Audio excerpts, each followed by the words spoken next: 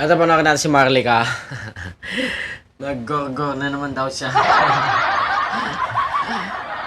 Katatapos lang daw torjakin ng isang congressman. Take note halimbawa, naglabas ng arrest warrant ang korte ng Pilipinas. Sa Las Vegas, Nevada daw po si Maharlika. So, alam nyo na po. Interpol is waiting for the arrest warrant of this woman. Kahit pa dual citizen to, mayroon pa naman siyang passport ng Pilipinas. Kaya dapat arrestuin to.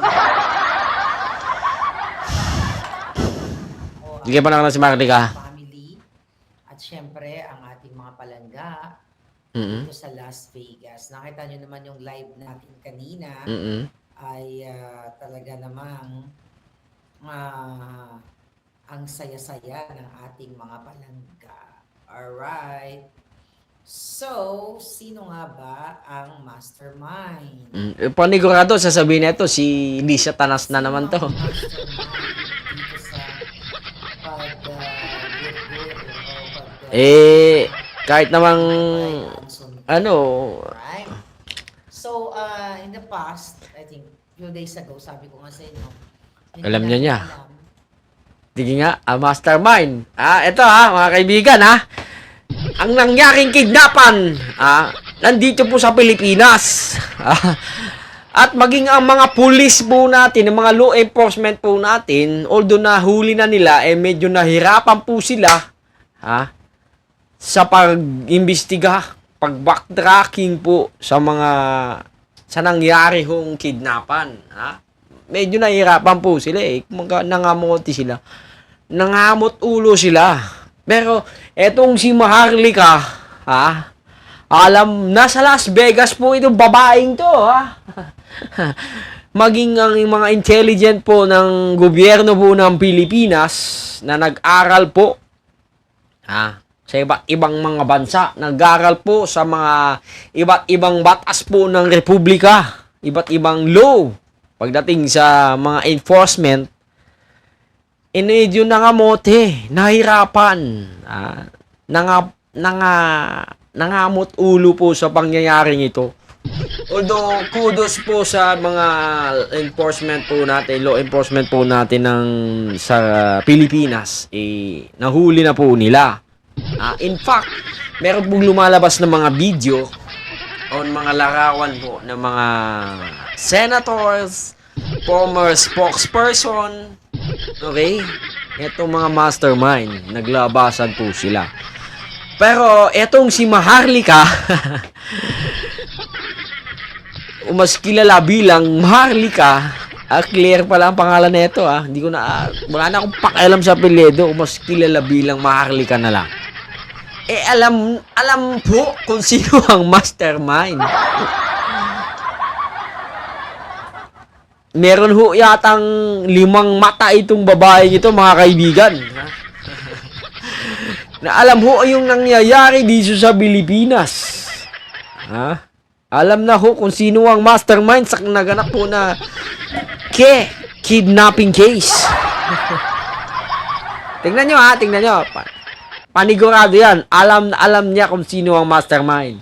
Okay? Alam niya yung pangyayari na hindi pa malabong mangyari o matagal, hindi pa na-pre-predict na mangyari, biglang nangyari, isang iglap lang, isang pikit lang ni Maharlika, alam niya na po ang mastermind. Okay? Panoorin natin.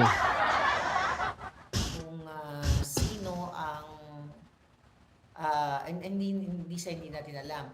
Pwede ang gobyerno ni Bangag ang sangkot dito sa pagkikidnap ng mga... Gobyerno ni Bangag na naman daw. Panigurado ako, mga kaibigan. Ang dami na naman pong mga DDS na nagme-message. Okay? Ang dami na ito si Maharlika. Ano po ito law enforcement, attorney, manghuhula, pinsan ni Madang Auring. Ano ba? Minsan-minsan, NBI din to. Minsan-minsan, Drug Enforcement Unit din po. Minsan-minsan, ito po ay doktor. Minsan-minsan, nagpuputing akas po ito. Utang ina.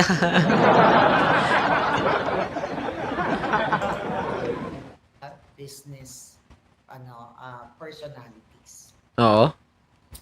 Hi, Kimmy from the Netherlands. Sa tingin nyo ba, ano pa po, anong tawag dito?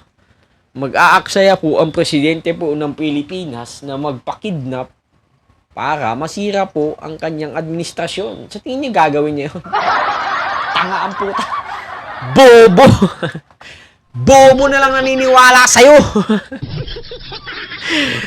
Parang gumawa ng bato na pinukpok sa ulo niya. Ganun yun. Taragis na yan. Taragis! Tang naragis. Reset. Posible pa, Posible pa si Sara para ilihis ang nangyayaring kabulastugan niya. Ang nalalaman ng buong kabulastugan niya para malihis. 'Di ba? Posible pa 'yon. Pero ang gobyerno ni Ngagba malabo pa sa sikat ng bumbunan ni Bato de la Rosa. Ang sinasabi mo, Maharlika, malabo pa sa sikat ng iyong mata. Ganun yun. Napakatanga naman naniniwala dito. Gochi, how are you? Ngayon, may pinapalabas sila na yung certain kidnapper daw na hinuli nila na Chinese din. Kung saan, okay, ay na-identify na si Sino? Liao. Alright? So, pinakita nila yung mga pictures. Then, Ano? mga kababayan, Ano? etong isa sa mastermind, di umano, Oh. itong kidnapping kay Anson Kay ay dinidikit na ngayon kay Spokes Harry. Oh, so pag dinigit sa inyo ang isang kriminal, bawal. Pag kami, pwede. Ganun ba 'yon? Ina. Kay Amy Marcos. Kung sabihin namin talaga naman, mga reklamo, freedom of speech to. Man. Ano? Keso, baka daw na kinalaman. Itong si Spokes Harry at saka si Amy, dito sa... Alam ko, ang source naman nito is sa YouTube lang o Facebook. Parehas lang tayo, Maharlika. Wala naman tayong source na ibang Kumbaga, doon lang tayo nagde-depend sa mga posts. Tas ano na lang natin, pang nililigaw-ligaw na lang natin para hindi malaman ng mga bobong DDS na nakapalo sa'yo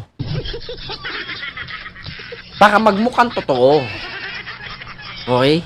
Pagbukain mong totoo.